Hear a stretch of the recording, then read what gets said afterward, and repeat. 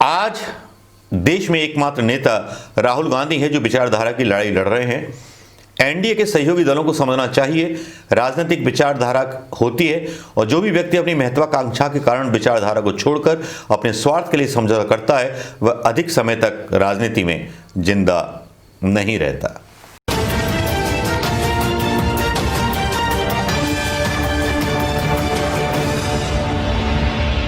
दोस्तों नमस्कार, अस्सलाम वालेकुम, जय हिंद, भारत माता की जय और वंदे मातरम। और वंदे मातरम का उद्घोष भारतीय जनता पार्टी के उस जश्न का लो जो जश्न झूठा मनाया जा रहा है, मोदी की हार का मनाया जा रहा है, जिस मोदी को तेजस्वी ने बहुत बुरी तरह से मात दे दी। अब चलिए बात करते हैं मध्य प्रदेश की और बात करते हैं उस नेता की जिस नेता के ट्वीट से खलबला गई है भारतीय जनता पार्टी और गोदी मीडिया। जी हां, गोदी मीडिया खलबला गई राजा दिग्विजय सिंह के कुछ ट्वीटों से, जिनसे मोदी मीडिया के चेहरे जो थे लाल हो गए, इतनी बुरी तरह से लाल हो गए, वाकई में लाल हो गए। उन पर बहुत सारी डिबेट्स आने लगी, लेकिन जो दिग्विजय सिंह जी का कहना था वो वाकई में एक तरह से सही था। नीतीश जी को राय थी एक दोस्त के नाते, उन्होंने पर्सनल तौर पर ये ट्वीट किए थे, हालांकि ऑफिशियल नहीं थे। भैया ऑफिशियल ट्वीट कोई करता नहीं है, पर्सनल ट्वीट ही करता है, अपनी राय देता है।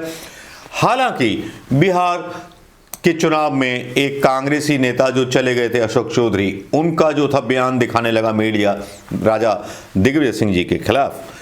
तो भैया परेशान तो सारे लोग हैं, ये तो सबको पता चल गया है। जनता दल यूनाइटेड के नीतीश कुमार को भी कि उनका कद छोटा कर दिया गया, बौना कर दिया गया है। अब तो हीरो प्रधानमंत्री मोदी जी हैं, बस उन्हीं का जश्न उनके कार्यालय पर मनाया जा रहा है। लेकिन ट्वीट में क्या लिखा, ट्वीट के क्या रिएक्शन हुए, क्या ऐसा बोल दिया दिग्विजय सिंह साहब ने जिसको लेकर के मोदी मीडिया को पतले दस्त लग गए। भाई उन्होंने कुछ नहीं बोला था, उन्होंने ये सिर्फ बोला था, उनके ट्वीट्स पढ़ के बताना चाहूंगा। नीतीश जी, बिहार आपके लिए अब छोटा हो गया है, आप भारत की राजनीति में आ जाएं। सभी समाजवादी धर्मनिरपेक्ष विचारधारा में विश्वास रखने वाले लोगों को एकमत करने में मदद करते हुए संघ की अंग्रेजों के द्वारा पनपाई फूट डालो और राज करो की नीति ना पनपने दें, विचार जरूर करें। दूसरा ट्वीट एकदम से आता है दिग्विजय सिंह साहब का, भाजपा संघ अमर बेल के समान है, जिस पेड़ पर लिपट जाती है वह पेड़ सूख जाता है और वह पनप जाती है। नीतीश जी, लालू जी ने आपके साथ संघर्ष किया है, आंदोलनों में आप दोनों साथ जेल गए हैं। भाजपा संघ की विचारधारा को छोड़ तेजस्वी को आशीर्वाद दीजिए, इस अमरवेल रूपी भाजपा संघ को बिहार में मत पनपाओ। ओवैसी का उदाहरण मेरे पिछले वीडियो में आपको मिल गया होगा। आगे लिखते हैं दिग्विजय सिंह, मैं संघ की विचारधारा का घोर विरोधी हूं, क्योंकि यह भारत की सनातनी परंपरा व सनातन धर्म की मूल भावना के विपरीत है। यह देश सबका है, लेकिन फिर भी मैं उनकी इस बात की प्रशंसा भी करता हूं कि वे अपने लक्ष्य और अपनी विचारधारा के साथ समझौता नहीं करते, केवल समाज को बांट करके राजनीति करते हैं। यह खूबी है जो उनकी विचारधारा। मैंने प्रधानमंत्री मोदी पर भी आज एक ट्वीट डाला था इस बात को लेकर के, तारीफ की थी, शुभकामनाएं दी थी कि जिस तरह से राजनीति को बदल के रख दिया है, व्यवस्थाओं को बदल करके रख दिया है। और फिर आगे लिखते हैं, आज देश में एकमात्र नेता राहुल गांधी हैं जो विचारधारा की लड़ाई लड़ रहे हैं।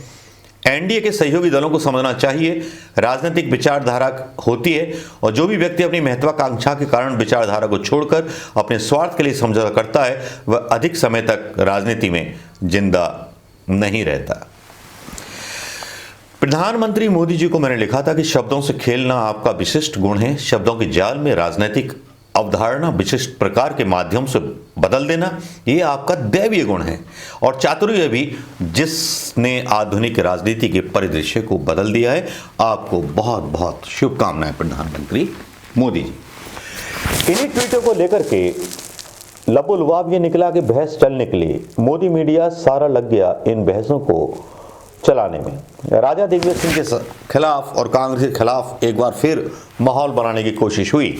ये कहा गया कि जब आप सत्ता में नहीं जीत पाए तो आप फूट डालो और राज करो की राजनीति करना चाहती है कांग्रेस।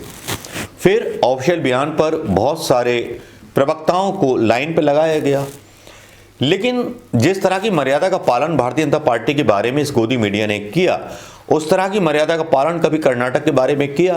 क्या कभी इस मर्यादा का पालन गोदी मीडिया ने मध्य प्रदेश में जिस तरह से खरीदे गए कांग्रेस के नेता, उसके बारे में इस तरह के सवाल क्या प्रधानमंत्री मोदी या अमित शाह से किए या भारतीय जनता पार्टी प्रवक्ताओं से किए? शायद नहीं किए।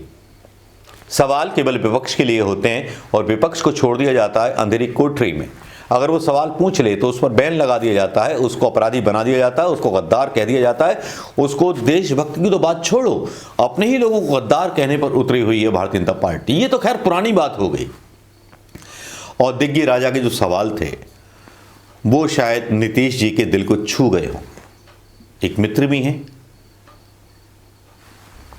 राजनीतिक विचारधारा की जो एक दूरी होती है वो अलग हो सकती है, लेकिन शायद नीतीश कुमार को, मेरी भी सलाह है, नीतीश कुमार जी को सोचना चाहिए कि वो बौने हो गए।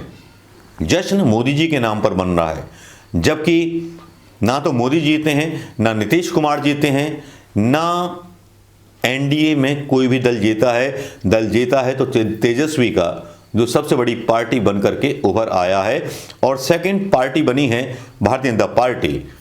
कहीं सिमट करके रह गए नीतीश कुमार। नीतीश कुमार को तो ये भी नहीं पता कि कौन से बिल में छुपना है, जबकि दावे ये किए जा रहे हैं कि भारतीय जनता पार्टी नीतीश कुमार को ही अपना मुख्यमंत्री बनाएगी। लेकिन वो भी मुख्यमंत्री, मुझे याद है कि जब कम जनादेश मिला था नीतीश कुमार को तो मुख्यमंत्री बनने से इनकार कर दिया था। लेकिन सत्ता के लिए सब कुछ चलता है, समझौते भी चलते हैं और ऐसे भी चालें चलती हैं, मतलब चालें स्वीकार हैं भारतीय जनता पार्टी को जो सत्ता पाने के लिए जरूरी होती हैं। दिग्विजय सिंह के बयान को लेकर के जिस तरह का हल्ला मचाया गया वो एक स्वाभाविक बयान था। एक ऐसे व्यक्ति को जो कभी डीएनए के लिए बिहार के लड़ा था प्रधानमंत्री मोदी से और मोदी को नतमस्तक करा दिया था आरजेडी के साथ मिलकर के, और आरजेडी का साथ छोड़ करके पलटू राम बन करके भाग गया बीजेपी के खेमे में। क्यों, किस लिए? इसके पीछे की कहानी सोशल मीडिया पर चलती रहती है कि भारतीय जनता पार्टी ने डराया एक कत्ल केस में नीतीश कुमार को फंसाने का। एक अनाथालय कांड भी हुआ, वो सारी फाइलें खोलने का डर दिखा दिया गया नीतीश कुमार को। अब हम आगे सोचें, नीतीश कुमार जी अभी तक राज्यपाल के पास नहीं पहुंचे हैं। क्या चल रहा है? क्या खिचड़ी पक रही है? शायद कल तक पहुंच जाएं या शाम तक पहुंच जाएं, क्योंकि ये वीडियो भी शायद सुबह डालूंगा मैं। इससे पहले के 2 वीडियो, एक अर्णब गोस्वामी पर और ओवैसी पर, आप देख चुके होंगे। दिग्विजय सिंह जी का जो वीडियो आएगा वो कल सुबह आएगा दोस्तों, मतलब सुबह गुड मॉर्निंग बोल दूंगा आपको। तो ध्यान रखिएगा, अपने विचार भी दीजिएगा इस पर दोस्तों। नमस्कार, जय हिंद दोस्तों।